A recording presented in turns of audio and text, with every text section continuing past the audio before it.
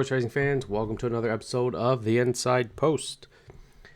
Today's episode, we are diving into the Friday stakes card for Pimlico on May 17th, leading up to the Black Eyed Susan race 13, I do believe. We will be giving you our best bet and our long shot contenders for each of these stakes races. I believe it's races 8 through 13. Let's dive into the card. Starting off, race 8, the Dubont, mile and an eighth in here. Our top pick is going to be number 4, Musical Mischief. Currently 3-1 on the morning line. Comes out of an optional claiming, and then American Oaks, La Canada Grade 3. So it has some graded races under her belt. However, not really done much in graded stakes company. This is a really good betting race with several competitors in here. We're trying this one with Mike McCarthy, John Velasquez. We'll get them out again. Posted a 87 speed figure last time out. Looks to have some early speed and definitely a high up contender. Next up, currently morning line favorite 9-5. We have Shotgun Hottie in here for Sherry DeVoe getting Paco aboard. Comes out of the Apple Blossom and the Aziri, both grade 1 and grade 2 races in there. 85 and 88 speed figures. The consistency is unreal on this horse for speed. Goes back to, I believe, July at Monmouth, winning the Molly Pitcher in there. And then the horse has kind of just been hit or miss in some bigger stakes company through the fall and early spring. So we'll see. Kind of the early favorite right now. Another one we're going to use is obviously Julia Shining on the inside. But our long shot is going to be Lacey Be Good, 10-1, currently number 2, Tyler Gaffleone, Tom Amos. Winner last time out of a 140 allowance race, of non-winners of 1. Did post an 80 speed figure, a horse that looks to have some early speed. We'll see. Won 5 in a row, but has done it against some pretty easy company. So we'll see what this horse is able to do stepping into stakes company for the first time. Next up, we're going straight into race 9. I believe this kicks off the late pick 5 sequence, or one of the late pick 5 sequences for this Pimlico Friday card. Our top pick in here, She Feels Pretty. Another John Velasquez ridden horse. This one's Sherry DeVoe. 7-5, heavy favorite in here. Comes out of the Natalma Grade 1 winner, and then goes into the Breeders' Cup Juvenile filly. Finishes third in there to some really good horses and hard to justify in Port Fortuna. Was the favorite, however, in that race, and again posted another 85-84 speed figure. Looks to be a horse that's going to set right off the pace in here. So I think she's going to get a good trip. John Velasquez knows the horse, has been on her twice, has won on her once. So definitely setting her up again to make a big run, and I think she's in a good spot in here. Kind of love the Caraconte offspring pedigrees coming into races, especially here of late. They've seemed to be hitting at a pretty good strike rate, so this one seems to be really good chances, especially lighter raced horse. A lot of these are somewhat lighter raced, but kind of like how she was pointed into these grade 1s and did really well. Second pick, we're going Waves of Mischief. 4-1 currently for Brendan Walsh, Tyler Gaffleone. Very lightly raced horse. Just broke her maiden at Keeneland, going a mile and a 16th. This was at Keeneland, on the Keeneland turf back in April. Kind of did it setting off the pace just a little bit. As you can see, she was kind of third in there, and then kind of made a pretty sweeping move to run him down in the stretch. So second start, going right into a big stakes race here. It's going to face some pretty good company. I think with the tactical speed, the early speed that this horse has, it should be a definite contender. Out of Into Mischief, $575,000 purchase, so definitely one to consider. And a long shot, we're going Just Better, just to the outside, number 5 for Steve Asmussen for Frank E. Dettori. The horse that's getting better, has hit the board in all 3 of her starts, has been heavy favorite in her last 2, winning both of those, her maiden and an allowance. Speed figures are improving, 62, 66 to a 71. Probably has heavy early speed of the other contingents in here. Is a baby of Justify, so definitely one that looks to be improving and to be training really well. Some workouts have been fairly decent. Looks like she's been training at Turfway Park, so that's always good to see a horse coming into a turf race. And a third one, Royal Wintour, is probably one that we're going to use for Grand Motion in here as our third pick if you're playing some type of multi-race wager. All right, race 10, we have the Miss Preakness. This is a grade 3 stakes race, 6 furlongs in here for 150,000. Our top pick is You Almost Had Me. You Almost Had Me.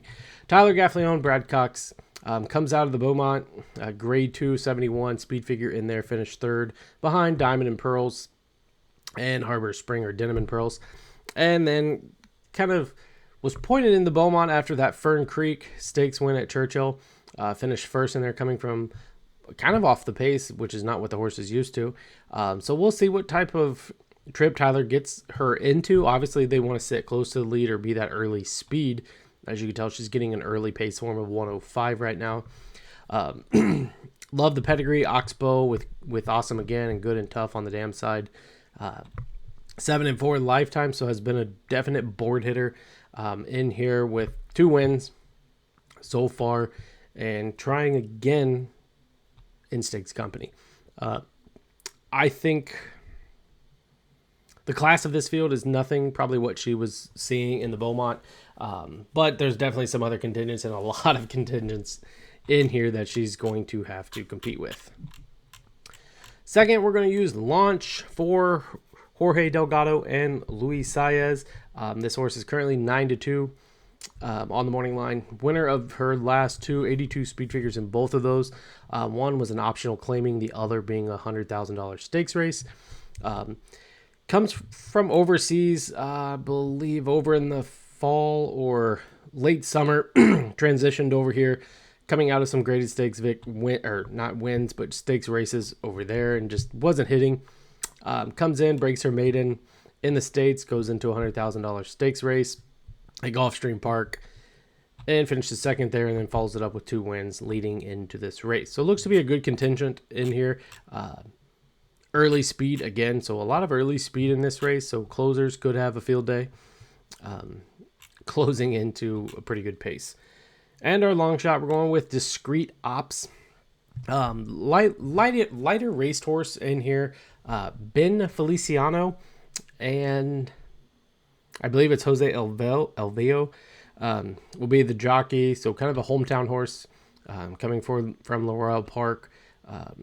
2 wins so far. Like I said, $54,000 maiden and then a $62K optional claiming. So a horse that could be getting better. Workouts are decent for this type of race. I just think the stakes race could be a bit of a reach. But one that's kind of not really done anything wrong, was heavily bet in that optional claiming race. So one that we're going to try to take a stab in here with is Discreet Ops. Next up, we got race 11 on the card. This is the very one. 5 furlong turf in here, $100,000 turf race. And I believe we have a pretty full field. We have 13 horses with no scratches as of now. We're on Thursday, so anything can happen. Top pick, we're kind of going a little bit to the outside and all that magic. Number 8, Kathleen DeMasi with Luis Saez, comes off of 2 pretty good runs, one at Aqueduct and one at Keeneland. Horse is currently 5-1 on the morning line, 10-6 lifetime. A lot of this horse's wins have been picked up from Monmouth. Majority of them, again, have been on the turf. She came out of, I believe it was the Turf Monster, finished 9th in there, her first graded stakes win. Bounces back in an allowance, picks up a win there. Goes to a stakes race at Aqueduct, runs 3rd on a firm turf course. So I think one that's definitely training a little bit better now. The workouts look really good on this horse. So we're going to take a shot just because, lifetime 11-6 is pretty good for this horse. Again, a lot of them being at Monmouth in some allowance races. One big stakes race was kind of her big victory that she has under her belt. But definitely one to take consideration. Early speed, and looks to be one that's going to fit the bill.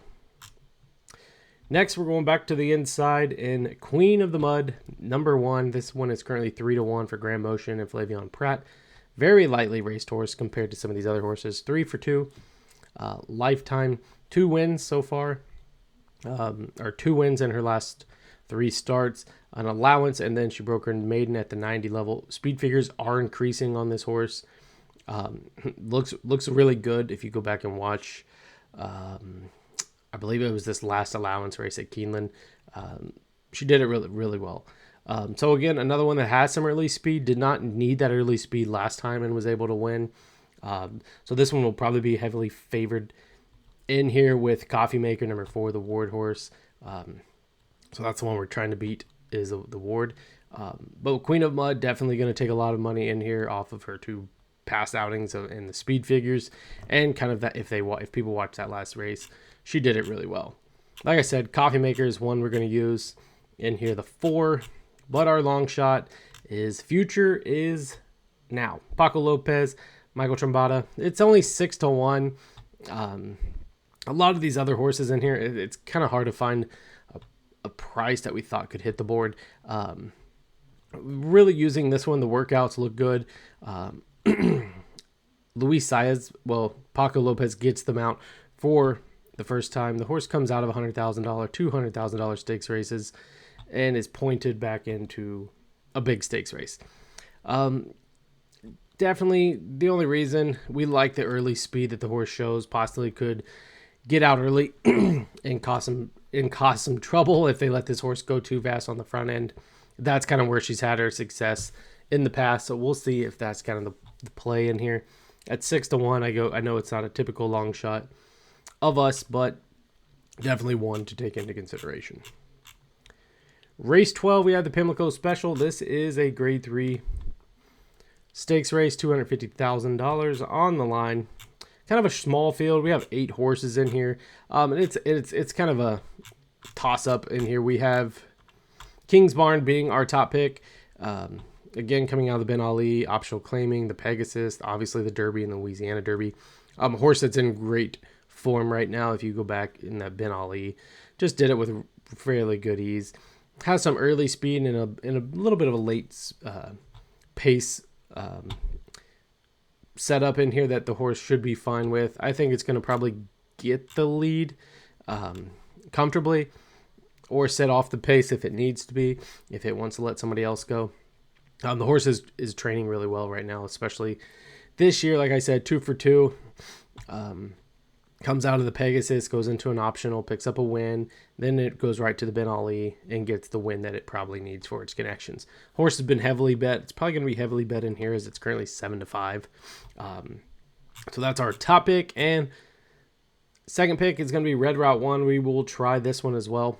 Another one, huge speed figures of 100 in the Oaklawn in the New Orleans.